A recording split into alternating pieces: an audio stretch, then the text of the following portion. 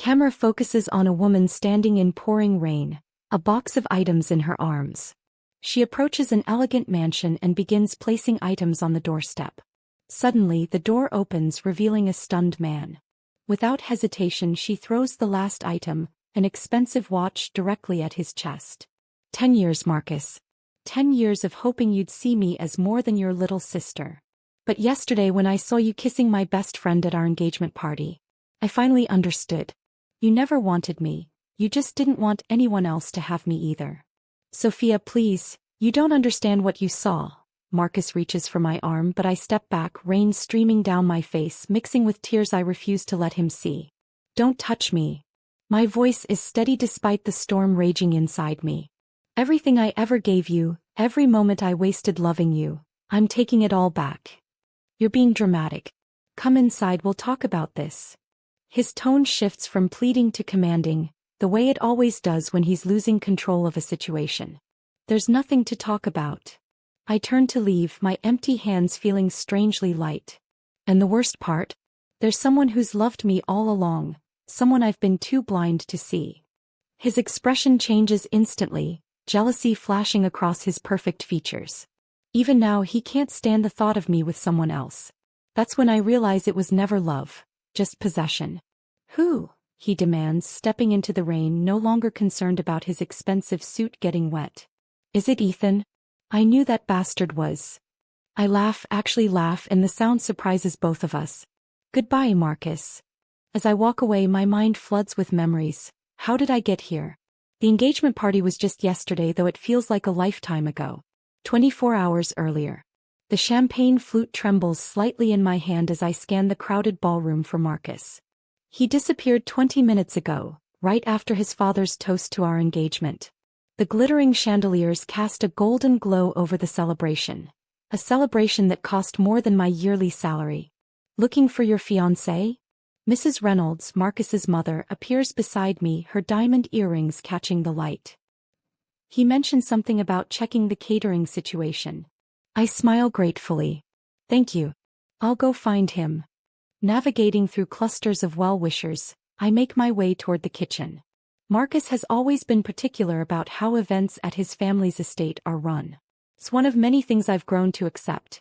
His need for control, his attention to detail, his insistence on perfection. The kitchen is empty except for busy staff who haven't seen him. I continue searching, moving through the less populated areas of the mansion. 10 years I've spent in this house, first as the daughter of his father's business partner, then as his friend, and now as his future wife. I should know all his hiding places. A flash of movement catches my eye through the partially open door of his father's study. Marcus's voice drifts out, followed by a softer, feminine response. Vanessa, my best friend since college. I pause, not wanting to interrupt what might be wedding discussion. Vanessa is my maid of honor, after all. We can't keep doing this. Vanessa's voice is barely audible. She's my best friend. It was a mistake asking her to marry me, Marcus replies, his tone flat. But you know why I had to. My heart stops. I push the door open wider, silent on its well-oiled hinges. They don't notice me. They're too wrapped up in each other. Marcus's hands cupping Vanessa's face, her fingers clutching his lapels as they kiss with a familiarity that speaks of long practice. I must make some sound because they suddenly break apart, turning toward me with identical expressions of horror. Sophia. Vanessa gasps, her lipstick smudged. It's not. Don't. I cut her off, my voice unnaturally calm. Don't say it's not what it looks like. Marcus recovers quickly, stepping toward me. Sophia, we need to discuss this privately. Privately? I laugh, the sound brittle even to my own ears. Like how you two have been meeting privately. For how long? Neither answers, which tells me everything. Soft, please. Vanessa starts crying, the tears tracking through her perfect makeup. I look at her, really look at her. My best friend for 8 years. The woman who helped me pick out my engagement ring when Marcus had been too busy. Then I look at him. The boy who once defended me from bullies when I was 12 and he was 16. The teenager who taught me to drive. The man I've shaped my entire life around. Was any of it real? I ask Marcus, surprised by how steady my voice sounds when I'm breaking apart inside. He has the decency to look ashamed. I care about you, Sophia. I always have. But you don't love me. I tried to. He reaches for my hand where his grandmother's diamond sits heavy on my finger. Our families. I slip the ring off and place it on his father's desk. I know. The merger. The investment. The words taste bitter. Dad mentioned how convenient our marriage would be for both companies. A memory surfaces. Marcus proposing immediately after my father announced his plan to diversify investments away from Reynolds Enterprises. The timing should have been my first clue. It wasn't just that, he protests but weakly. I turn to leave, then pause. How long have you been together? Vanessa sobs harder. Marcus's silence answers for them both. Long before our engagement. As I walk back toward the ballroom, a text message lights up my phone. It's from Ethan, my colleague at Reynolds Enterprises. Just heard about the new acquisition from your father. Congratulations on the engagement. Are you happy? Am I happy? Was I ever? The question follows me as I walk straight through the party, past confused guests and out into the night. I barely remember driving home from the engagement party. My apartment feels foreign when I enter. Like it belongs to a different Sophia, one who still believed in fairy tales. The mysterious envelope is waiting on my kitchen counter where I left it this morning. No return address, just my name in typed letters. I'd been too busy with party preparations to open it earlier. Inside are financial documents. Reynolds Enterprises quarterly reports showing massive losses, followed by loan applications, and finally emails between Marcus and his father discussing how my family's investment would save them from bankruptcy. The Wilson girl has always been in love with you, Mr. Reynolds wrote. Use that. The timestamp, 3 days before Marcus proposed. I sink to the floor, the papers scattered around me like fallen leaves. How could I have been so blind? 8 years earlier. Are you sure about this? My art professor holds the scholarship letter, her expression concerned. The Florence Academy is offering you a full ride, Sophia. Opportunities like this don't come twice. I fidget with my sketchbook, already knowing my answer. I've decided to attend Wharton instead. Business school. She looks genuinely confused. Your talent. My father thinks it's more practical, I interrupt, the lie smooth after repeating it so many times. The truth is more embarrassing. Marcus is attending Wharton and I can't bear the thought of being an ocean away from him. Later that night I find Marcus at our favorite campus coffee shop. You're looking at me funny, he says, not glancing up from his laptop. What's up, Squirt? I hate when he calls me that, but I smile anyway. I got into Wharton. This gets his attention. His eyes, the exact shade of expensive whiskey, widen slightly. No kidding. Dad will be thrilled. He's always saying we need more Wilson brains at the company. So you think I should accept? I hold my breath. Marcus reaches across the table to ruffle my hair. Of course. We'll be the dynamic duo. You, me, and the Reynolds-Wilson empire. Right. I swallow my disappointment at his platonic touch. Dynamic duo. Hey, with you there, at least I'll know one person who won't try to get in my pants for my family name. He winks, completely missing how his words cut me. That night, I mail my acceptance to Wharton and my rejection to Florence, telling myself it's a practical decision. Art can be a hobby. 4 years earlier. You're staring at him again, Vanessa whispers, nudging me at the office Christmas party. I'm not, I protest, but quickly look away from where Marcus is charming a group of investors. Why don't you just tell him how you feel? She asks, sipping her champagne. It's been 6 years of this crush? He doesn't see me that way. I've accepted this painful truth after years of being his buddy, his kid sister, his trusted confidant who listens to stories about his girlfriends. You'll never know unless you try, Vanessa insists. Across the room, a new employee approaches us, tall with kind eyes and an easy smile. I'm Ethan Chin, new in investment strategy, he introduces himself. You're Sophia Wilson, right? I've seen your designs for the company rebrand. You're incredibly talented. I blush at the unexpected compliment. Thank you. It was just a side project. Ethan's eyes light up. You're an artist? She used to be, Vanessa interjects. Before business school swallowed her soul. We all laugh and I'm surprised by how comfortable it feels talking with Ethan. He asks thoughtful questions about my artwork, seeming genuinely interested. I don't notice Marcus watching us until he suddenly appears, slinging an arm around my shoulders. Making friends with the new guy, Soph? His tone is light, but his grip tightens slightly. Don't forget you promised to help me with the Stevens proposal tonight. I hadn't promised any such thing, but I nod anyway. Right, of course. Don't work too late, you two, Vanessa says with a knowing look that makes my cheeks burn. Later, in Marcus's office, he barely mentions the Stevens proposal. So you and the new guy seemed friendly, he remarks casually, leaning back in his chair. Ethan? He seems nice. He noticed my designs for the rebrand. Marcus frowns slightly. That's still just a hobby, right? You're not getting distracted from your actual job. Of course not, I say quickly, though something inside me wilts at his dismissal. Good. He smiles, the tension dissipating. Dad's considering you for the junior partner track. First Wilson to make partner before 30, your father would be proud. My actual dream, opening a small gallery, shrinks a little more, but Marcus's approval makes the sacrifice seem worthwhile. By the way, he adds, I broke up with Camilla.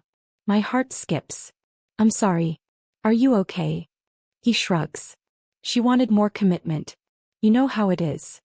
I don't actually. I've had exactly 2 relationships, both ending when the men realized I was emotionally unavailable. Too focused on someone else. You'll find the right person eventually, I offer lamely. Marcus gives me a strange look. Maybe she's been right in front of me all along. For a moment, hope flares bright. Then he laughs and the moment passes. Anyway, let's order dinner. I'm starving. 3 years earlier. Don't fidget with your necklace. It makes you look nervous, Marcus whispers as we enter the gala. His hand rests on the small of my back, guiding me through Reynolds Enterprises' annual charity event. My father spots us immediately. There's my girl, he beams, embracing me before shaking Marcus's hand. And the man himself. You two make quite the pair. Marcus grins.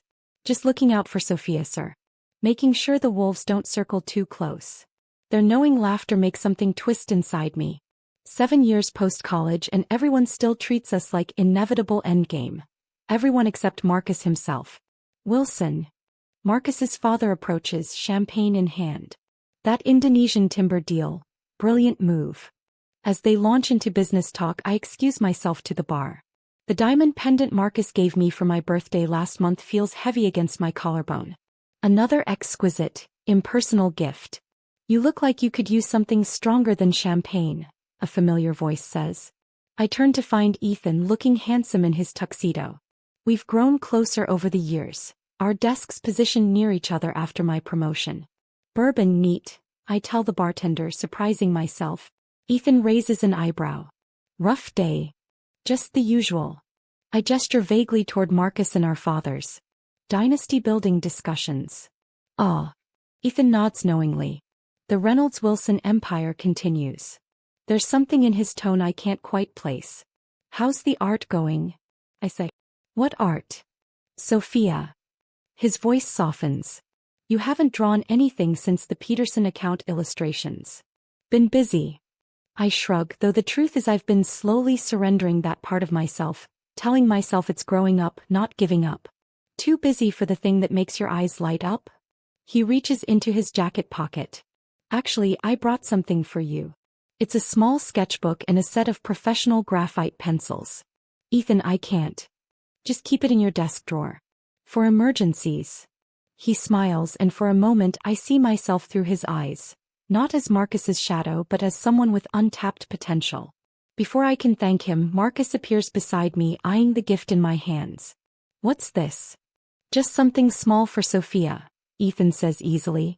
She helped me survive the Henderson disaster last month. Marcus's expression shifts subtly. I'm stealing her back. Board members to charm, you know how it is. As he leads me away, his grip on my elbow tightens slightly.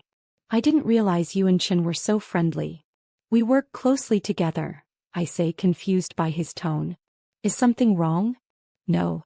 He plasters on his public smile. Just looking out for you. He's not exactly in our circle, sophomore. Our circle. As if that's what matters. 2 years earlier. The news of Marcus dating Alessandra Rivera, the Spanish telecommunications heiress, shouldn't hurt anymore. Yet here I am hiding in the ladies' room at another charity gala trying to breathe normally. The door swings open. Vanessa, looking stunning in emerald green, finds me instantly. There you are. I've been searching everywhere. He hands me a tissue. You've seen the society page then? I nod mutely. Marcus and Alessandra, captured mid-kiss at her father's yacht party. The headline, Reynolds' heir finds his match? It's not serious, Vanessa assures me. Marcus is just... Marcus. You know how he is with beautiful, convenient women. 8 years, Vanessa, I whisper. 8 years of my life waiting for him to see me. She hugs me tightly. Maybe it's time to stop waiting. When we return to the ballroom, I make a decision. I will talk to Marcus tonight. Tell him everything. End this limbo one way or another. I find him alone on the terrace, staring at his phone. Marcus. He looks up, surprise flickering across his face. Hey sophomore. Just got the news. Alessandra's father is pulling out of our European expansion. I'm sorry, I say automatically. Yeah, well. He pockets his phone with a scowl. Apparently dating the daughter wasn't enough to secure the deal. Something cold settles in my stomach. Is that why you were seeing her? Marcus looks momentarily caught out, then shrugs. Business and pleasure often mix in our world. You know that. I study him. This man I've loved since childhood. Do you ever date someone just because you love them? He laughs, but it doesn't reach his eyes. Love is a luxury, Sophia. Our family's companies employ thousands. We have responsibilities. Right. Why the interrogation? He narrows his eyes. Is this about Chin? I've seen how he looks at you. Ethan? No, we're just... He's beneath you, Sophia. A scholarship kid from nowhere trying to climb the ladder. Marcus steps closer. You deserve someone who understands your world. Like you. The words escape before I can stop them. Something shifts in his expression. For one heart-stopping moment I think he'll finally see me, really see me. Then his father calls from inside, Marcus. The Huxleys are leaving. Come say goodbye. The moment shatters. Marcus straightens his tie, his focus already elsewhere. We'll continue this later. But we never do. 1 year earlier. The Waldorf ballroom falls silent as Marcus drops to one knee before me, ring box in hand. Sophia Wilson, he says, his voice carrying across the crowded charity auction. Will you marry me? Across the room I catch Ethan's eye. Something like resignation crosses his face before he turns away. I look down at Marcus, surrounded by expectant faces. Our families, friends, business associates. Yes, I hear myself say. Yes, I will. The crowd erupts in applause as he slides the massive diamond onto my finger. Feels heavier than it should. You're getting married. Ethan's voice is carefully neutral as he sets a stack of reports on my desk Monday morning, 3 days after the proposal. Yes. I twist the massive diamond nervously, still not used to its weight. It was unexpected. Was it? He doesn't quite meet my eyes. Everyone's been predicting it for years. An uncomfortable silence stretches between us. We've grown close over the past 3 years. Lunch breaks spent discussing everything from investment strategies to Renaissance art. He's become my closest confidant after Vanessa. Are you happy, Sophia? He finally asks, his voice gentle. The question catches me off guard. Am I happy? I've been so focused on the logistics. Announcement in the financial papers, phone calls from relatives, Marcus's mother already discussing venue options, that I haven't stopped to consider. Of course, I answer automatically. It's what I've always wanted. Ethan studies me for a moment, then nods once. Congratulations then. He turns to leave, then pauses. I have something for you. A sort of engagement gift. From his desk drawer he retrieves a small package wrapped in simple brown paper. You didn't have to. Just open it, he says quietly. Inside is a beautiful leather-bound sketchbook with my initials embossed in gold. Tucked into the front cover is a brochure for a 6-week evening art course at the local university. The class starts next month, Ethan explains. It fits around your work schedule. I stare at him, bewildered. Ethan, I can't take art classes now. The wedding planning alone will. It's 1 evening a week, Sophia. His voice is uncharacteristically firm. 2 hours that are just for you, not for Marcus, not for Reynolds Enterprises or Wilson Industries. I don't understand why this matters so much to you. He hesitates, then says carefully, because every time you talk about art you become a different person. Your eyes light up. You gesture more. You laugh more freely. He shrugs, suddenly self-conscious. I just think the world deserves to see that, Sophia, more often. Before I can respond, my phone buzzes with a text from Marcus. Where are you? Mom's waiting at the plaza to discuss wedding venues. I have to go, I say, gathering my things. Ethan nods, stepping back. The course is already paid for. Non-refundable. Just think about it. In the end, I do take the art class, telling Marcus it's a stress reliever during wedding planning. To my surprise, he doesn't object, too preoccupied with a sudden downturn in Reynolds Enterprises stock to pay attention to my Tuesday evening absences. The classroom is small, tucked away in the university's arts building. The instructor, a silver-haired woman named Elaine, takes one look at my hesitant sketches and says, "You've been holding back for a long time, haven't you?" Each week, something inside me awakens. My fingers remember how to create, my eyes how to truly see. I start carrying a small sketchbook in my purse, capturing moments during lunch breaks or subway rides. One Tuesday, I stay late to finish a project. When I finally pack up, it's nearly 10 p.m. I'm halfway to the parking garage when I realize I've left my engagement ring in the classroom. I always remove it while working with charcoal. Rushing back, I find the classroom door ajar, lights spilling into the hallway. Inside, Ethan stands before my easel, studying my unfinished painting. A cityscape at sunset, buildings ablaze with golden light. "What are you doing here?" I blurt out. He turns, not looking surprised to see me. "You mentioned this was your final project. I wanted to see it." "How did you even know where?" "I recommended the course," he reminds me, then adds more quietly, "I've taken it myself." This revelation stuns me. "You paint." "Poorly," he admits with a self-deprecating smile. "But with great enthusiasm." I move toward my easel, spotting my ring glittering on the nearby table. "Why didn't you ever tell me?" "You never asked." There's no accusation in his voice, just a simple truth. "We talk about your art, not mine." I slip the ring back on, its weight suddenly conspicuous. "What do you think of the painting?" "It's honest," he says after a moment. "More honest than I've seen you be in a long time." "What's that supposed to mean?" Ethan takes a deep breath. "It means I'm worried about you, Sophia. Since the engagement you've been disappearing. Piece by piece." "That's ridiculous," I protest, though something resonates painfully within me. "Is it? When's the last time you disagreed with Marcus? Chose something he didn't pre-approve? Spoke up in a meeting without checking his reaction first?" "You're out of line," I whisper, but my voice lacks conviction. "Probably," he concedes. "But someone needs to say it." We stand in silence, my unfinished painting between us. Finally, he reaches into his pocket and places a business card on the table. "What's this?" "An art gallery downtown. They're accepting submissions for an emerging artists showcase." He moves toward the door. "The owner's an old friend. If you're interested, I could introduce you." "Marcus wouldn't approve," I say automatically. Ethan pauses in the doorway. "That's exactly my point, Sophia. When did his approval become more important than your dreams?" After he leaves, I remain in the empty classroom, staring at my painting. The city I've created is vibrant, alive with possibility. For the first time, I wonder if I've been painting the life I wish I had. My phone buzzes. Marcus, wondering where I am. Working late, I text back. "Don't wait up." Then, after a moment's hesitation, I pocket the gallery's business card. The gallery is nothing like I imagined. No pretentious minimalism or snobbish attendance.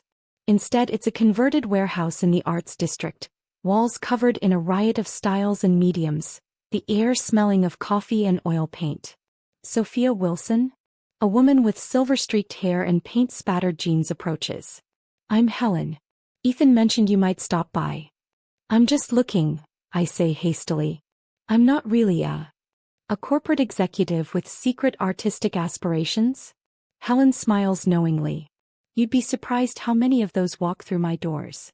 She guides me through the space, pointing out works from artists who, like me, create in the margins of their lives. A surgeon who sculpts with medical waste. An investment banker who photographs urban decay. "Everyone needs a place where they can be truly themselves," Helen remarks. For some, that's here. A sketchbook appears in my hand. I don't remember taking it from my bag. Before I can second-guess myself, I'm showing Helen my work. My palms sweat as she studies each page in silence. Finally, she looks up. These are strong, Sophia. Raw in places but honest. I'd like to include 2 pieces in our Emerging Artists Showcase next month. I can't, I say automatically. My fiancé will be very proud, I'm sure, Helen finishes, though her expression suggests she knows better. Think about it. Deadline's next week. Outside, I check my phone. 3 missed calls from Marcus, a text from Vanessa asking about bridesmaid dresses. My 2 worlds colliding. Where have you been? Marcus demands when I arrive at his penthouse. He's surrounded by wedding planning binders, his mother's handwriting visible on color-coded tabs. Work ran late, then I had errands. The lie comes easily now, after weeks of secret art classes and gallery visits. You've been running late, a lot recently. He narrows his eyes. Is it the Wilson Technologies merger? Because I told your father I could handle the regulatory issues. No, it's not that. I hesitate, then decide to test the waters. Actually, I've been taking an art class. Marcus blinks, then laughs. Art class? Like, painting fruit bowls. Urban landscapes, actually. I pull out my phone to show him some photos of my work, but he's already turning back to the wedding binders. That's nice, sophomore. A good hobby to relax with. He dismisses it so casually, like a child's passing interest in dinosaurs. Now, about the seating chart. Mother thinks we should separate our fathers to avoid any business talk during the reception. I stare at him, suddenly seeing with perfect clarity how little he knows me, how little he's ever tried to know. Marcus, did you hear what I said? I'm painting again. It's important to me. He looks up, surprised by my tone. Of course it is. You can take all the classes you want. He reaches for my hand, squeezing it. After the wedding, when things settle down, you'll have plenty of time for hobbies. It's not a hobby, I say quietly. It's part of who I am. Something flickers across his face. Annoyance, confusion, perhaps both. Sophia, you're a Wilson. Soon to be a Reynolds. Art is fine for weekend entertainment, but let's be realistic about priorities. My phone buzzes again, Ethan checking if I made it to the gallery. I silence it quickly, but not before Marcus notices the name. Chin again. His jaw tightens. I've noticed you two seemed especially collaborative lately. He's a colleague, Marcus. We work on the same accounts. A colleague who conveniently pointed you toward art classes? He raises an eyebrow. Don't think I haven't noticed his little infatuation with you. Heat rushes to my face. That's ridiculous. Ethan just what? Marcus stands, suddenly towering over me. Understands you. Appreciates your talent. Please, Sophia, I've heard it all before. You've never heard it from me, I retort, surprising myself with my sharpness. For a moment, genuine hurt flashes across his face. Then he sighs, running a hand through his perfect hair. I'm sorry. The Weber acquisition is stressing me out. He pulls me into an embrace that feels more possessive than affectionate. I just want everything to be perfect for us. I let him hold me, wondering when us became synonymous with his vision for us. The next morning, Vanessa meets me for coffee. Her eyes widen when I tell her about the gallery offer. Sophia, that's amazing. She clutches my hands across the table. You have to do it. Marcus thinks it's just a hobby. Her expression shifts, something like guilt crossing her features. And what do you think? I trace the rim of my coffee cup, gathering courage. I think it's the only time I feel truly myself anymore. Then do it, she says firmly. You deserve to be happy, sophomore. Even if it complicates things with Marcus? Vanessa hesitates, then asks carefully, are you having doubts? About the wedding? The diamond weighs heavily on my finger. I'm just trying to figure out how to be myself and be his wife at the same time, I finally answer. Vanessa looks down, stirring her coffee absently. Sometimes I wonder if those two things are compatible. What do you mean? She meets my eyes, and for a moment I think she's about to confess something important. Then her phone buzzes. She checks it, her expression changing instantly. I have to go, she says, gathering her things with unusual haste. Work emergency. As she rushes out, I notice the text notification still visible on her phone screen. Need to see you. Urgent. For Marcus. I tell myself I'm being paranoid. But later that night, I submit 2 paintings to Helen's gallery under my mother's maiden name. The gallery opening falls 3 days before my engagement party. I've told no one except Ethan, who stands quietly beside me as people study my 2 paintings. Urban landscapes where tiny human figures are dwarfed by towering glass and steel. They're selling, Helen whispers, passing by with a discreet thumbs up. Both pieces have red dots beside them, marking them as sold. Congratulations, Ethan says, genuine pride in his voice. How does it feel? I can't find the right words. Exhilarating. Terrifying. Like finally breaking the surface after years underwater. I need to tell Marcus, I say suddenly. About all of this. Ethan's expression is carefully neutral. Are you sure? I can't build a marriage on secrets. Though lately I've been wondering if I should be building this marriage at all. My doubts have been multiplying.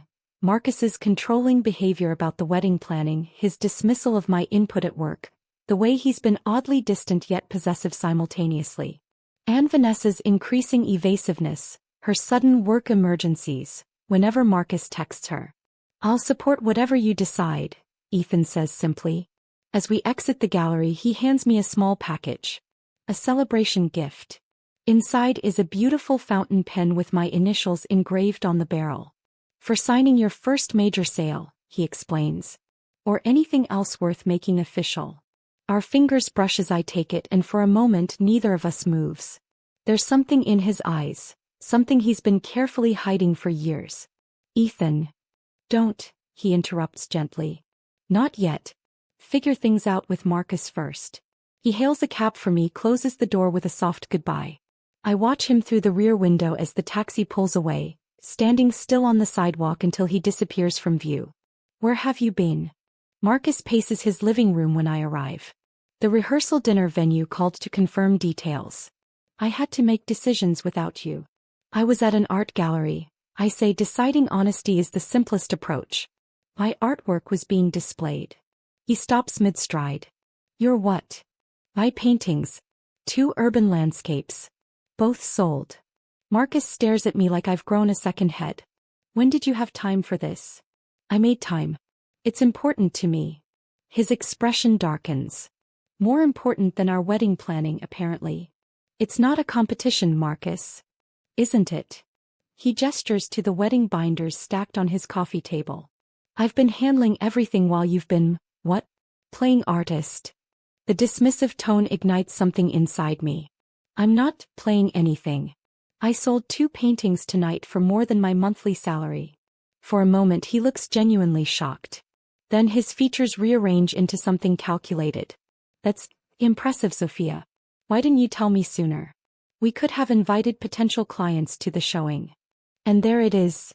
His instinct to commodify even this private victory, to fold it into the Reynolds-Wilson business strategy. That's not why I did it. Then why?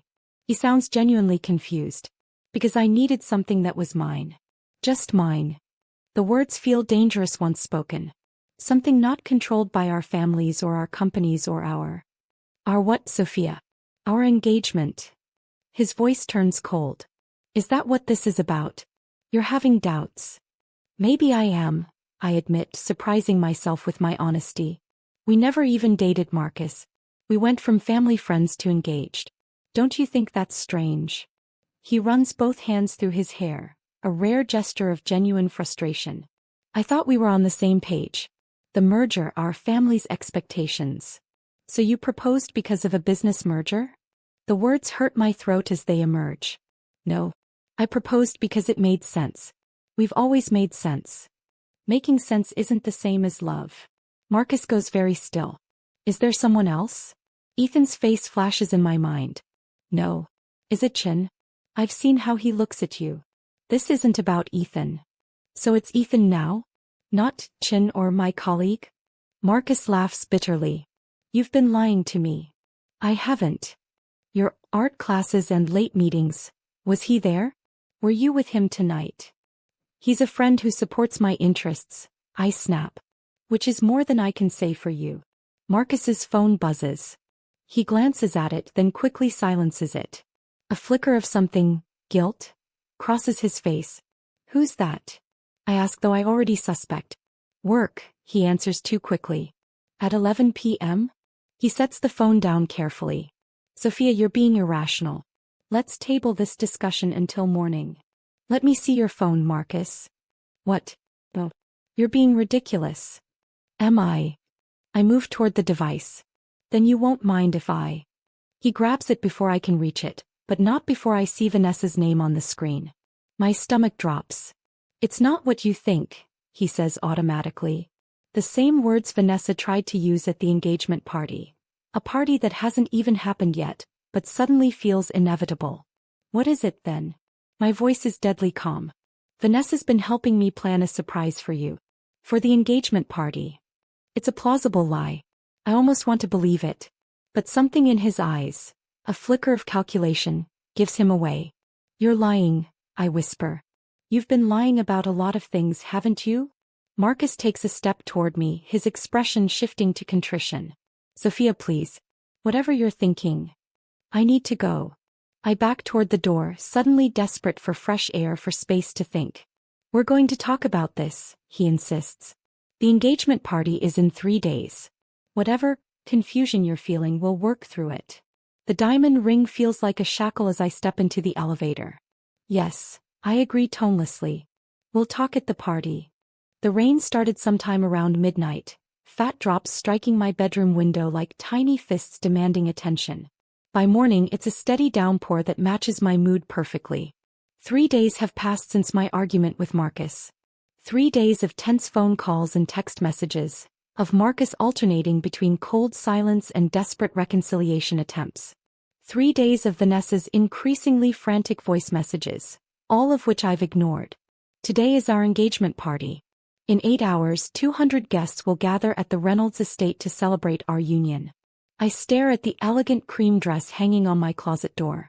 Then I look at the cardboard box I've been filling. Every gift Marcus has given me over the years. The diamond pendant. The designer purses. The first edition books I never read. The watch he gave me for my 16th birthday. My first piece of real jewelry, he'd called it. 10 years of beautiful, meaningless objects. My phone buzzes with a text from Ethan. Whatever you decide today, remember you deserve to be happy.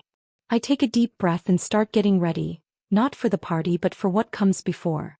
The Reynolds estate looks like something from a fairy tale, even in the pouring rain. I've visited hundreds of times over the years, but today it feels like a fortress I must breach one final time. Security recognizes my car, waving me through the imposing gates.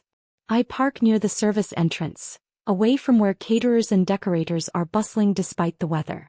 The box of returned gifts sits heavy on the passenger seat.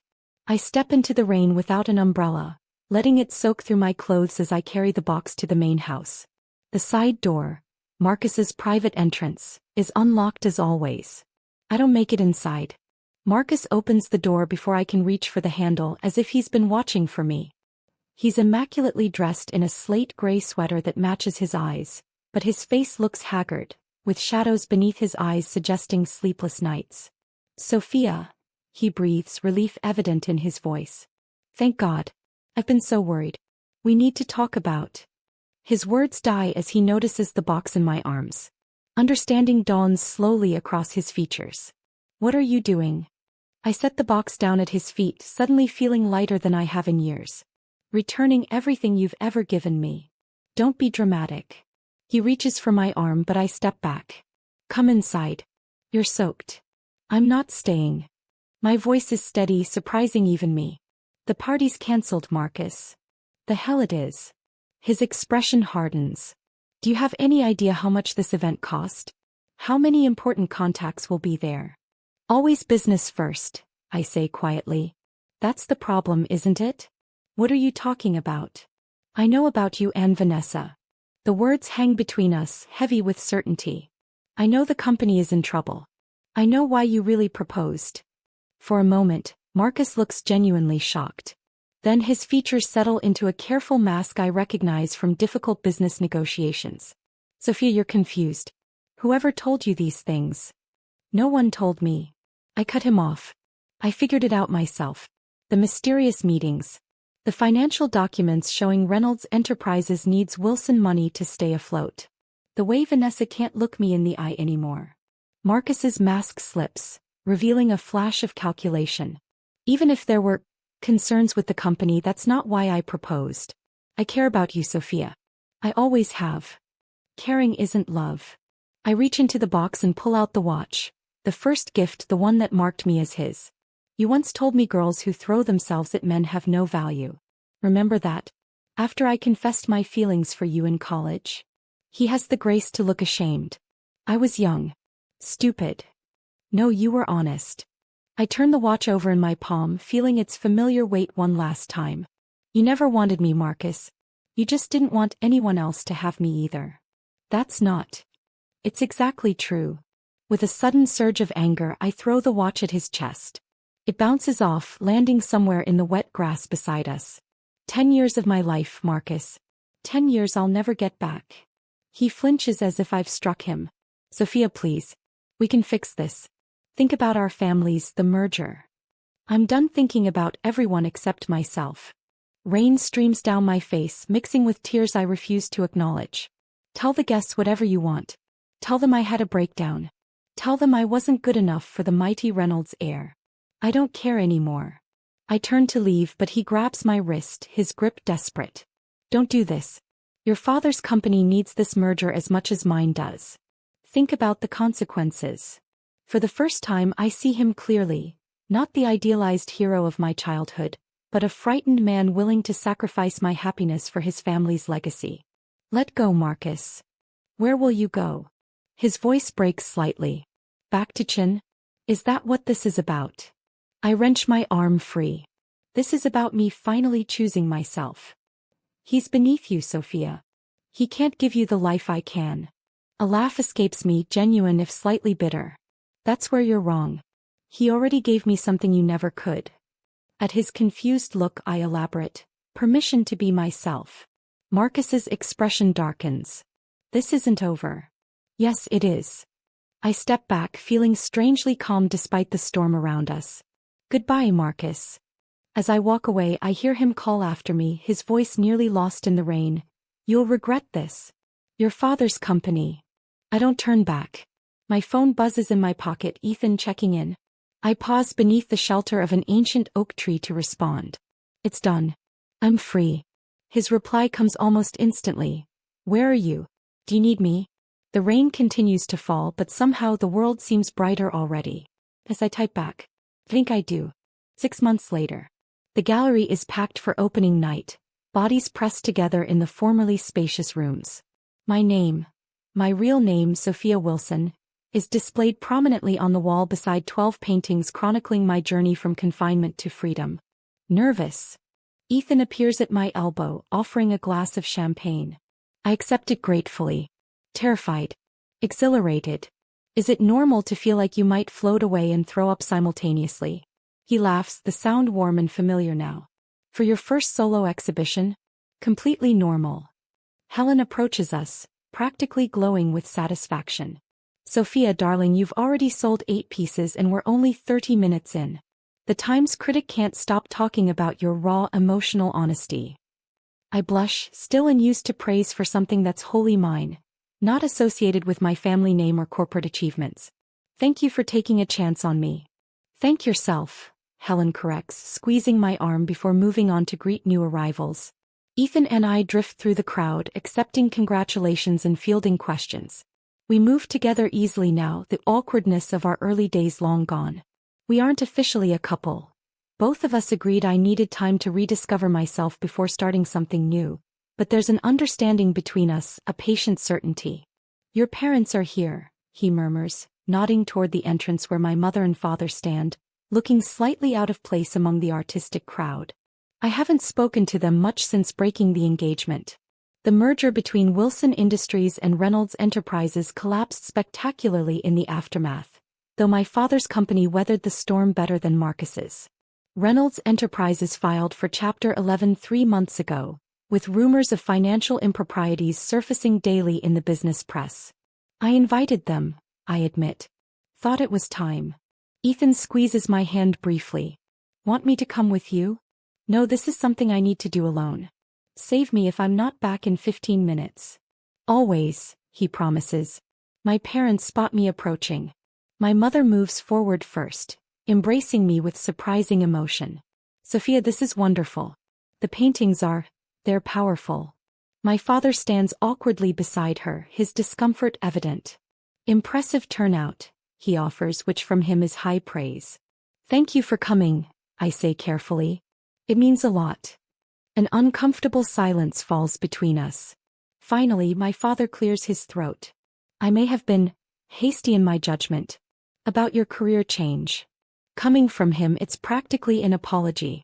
I accept it as such. Your mother and I have been talking, he continues, looking pained by the admission. If you ever wanted to come back to Wilson Industries, not in finance but perhaps heading a new creative department, the door is open. 6 months ago I would have jumped at this olive branch. Now I smile gently. Thank you, Dad. But I'm happy where I am. He nods, looking both disappointed and strangely proud. I thought you might say that. You're doing well. Very well. I gesture around the gallery. I've sold most of the collection already, and Helen's talking about a traveling exhibition. And that young man? My mother asks, glancing toward Ethan. Was it? He seems attentive. He's a good friend, I say simply. He sees me for who I really am. My father shifts uncomfortably. Have you heard about Marcus? Dad, I don't think, my mother begins, but he waves her off. She should know. The SEC investigation found evidence of fraud going back years. Falsified records, hidden debts. Reynolds knew his company was sinking and tried to use Sophia's connection to save it. I absorb this information with surprising detachment. And Vanessa? My mother frowns. She's been trying to reach you for months.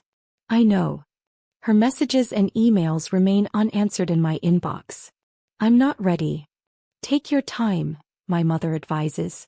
Some betrayals can't be forgiven. Or maybe they can with enough distance, I reply, surprising myself. Just not yet. As if summoned by our conversation, I spot a familiar figure slipping into the gallery. Marcus, looking thinner and somehow diminished in a suit that no longer fits perfectly. Our eyes meet across the room. For a moment I feel a ghost of my old yearning, but it dissolves quickly, replaced by a kind of distant pity. He nods once in acknowledgement, then turns to study the centerpiece of my exhibition.